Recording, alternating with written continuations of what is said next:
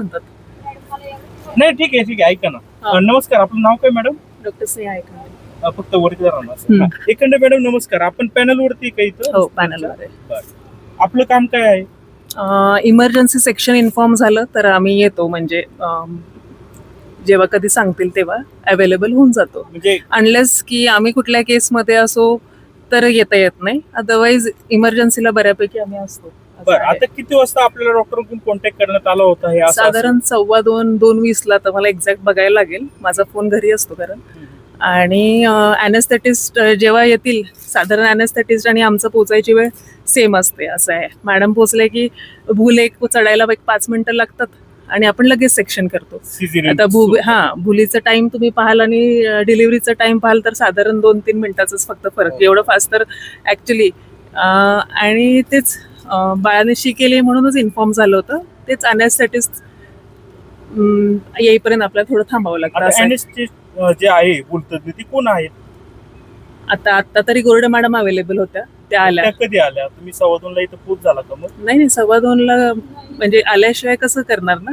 अॅनेस्थेटिस्ट किती वाजता आला? अॅनेस्थेटिस्ट जेव्हा येतात तेव्हा साधारण, आता मला सांगता येणार नाही एक्झॅक्ट टायमिंग, 3 वाजता. हा, मॅडम आल्या असतील. हा, तेव्हा आम्ही एकत्र पोहोचलो, म्हणजे असं साधारण आहे.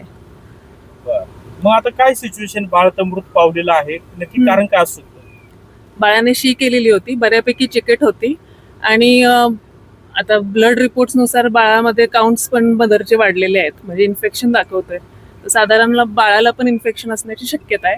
पण बाळाची शी खूप काय म्हणतात, थिक म्हणतो आम्ही MSL, तसं ते MSL आहे, म्हणजे म्युकोनियम स्टेन लायकर म्हणतो आपण.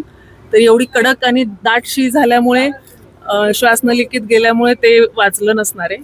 साधारण एक सिझरला घ्यायच्या आधी 15 मिनिटं हे तर होते, बाळाचे ठोके होते, पण आता ते श्वास नलिकेत गेल्यामुळे फुफ्फुसांमध्ये आधी पाणी असतं ऍक्च्युली, आणि बाळ जसं बाहेर पडतं तेव्हा हवा जाऊन, तर हवासोबत ती शी पण गेली नाही, त्याच्यामुळे बाळ आपलं वाचलं नाही. असं 15 मिनिटाचं लेट झालं? लेट नाही म्हणता येणार, आता ते शी पाणीच असतं ना बाळाच्या ह्याच्यामध्ये. तुम्ही म्हणाले 15 मिनिटं अगोदर ठोके चालू होते ना बाळाचे? हा, ठोके म्हणजे ते असं असू शकतं ना की बाळाची ठोके म्हणजे ते काही कंटिन्युअसली घेतले नाही, ड्रॉप्स आणि हे दाखवत राहतात.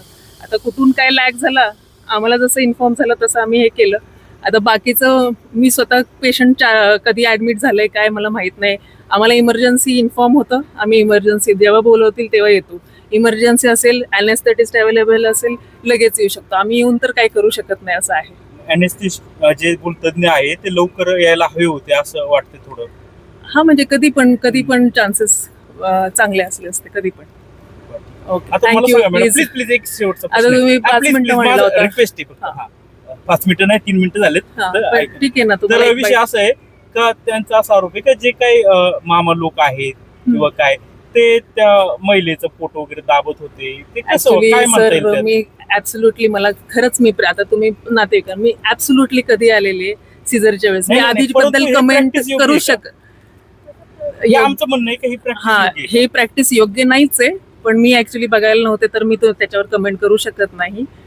तर हे करणं योग्य नाहीये. Thank you so much. थँक्यू. आणि जे झालं खूप वाईट झालं, आम्ही त्यासाठीच असतो, म्हणजे आधी पण. परंतु तुम्हाला फोन केले तुम्ही हजर होता. हा, म्हणजे कधी मी इथंच होते, आणि शेवटी डॉक्टर पण इमर्जन्सी मध्ये असतात, म्हणजे आम्ही शेवटी पॅनलवर आहेत. इथे असलेले डॉक्टर हजर असले पाहिजेत ना कधी पण. असे इथले डॉक्टर हजर नव्हते का? चला ठीक आहे, ते मला माहित नाही, म्हणजे मी जाऊ दे. आता ते पॅनल वरती आहेत, त्यांना कळवल्यावर ते हजर झाले. बोलतज्ञ नसल्यामुळे अडचण झालेली आहे, आणि त्यांचं म्हणणं आहे की 15 मिनिटं अगोदर बाळ होतं, ट्रीटमेंट केली असती तर आमचं बाळ वाचलं असतं ना. नाही, तुमचं म्हणणं बरोबर आहे, ते आलं लक्षात. आणि ते पोट वगैरे दाबणं हे मॅडमने सांगितलेलं जे ते आहे.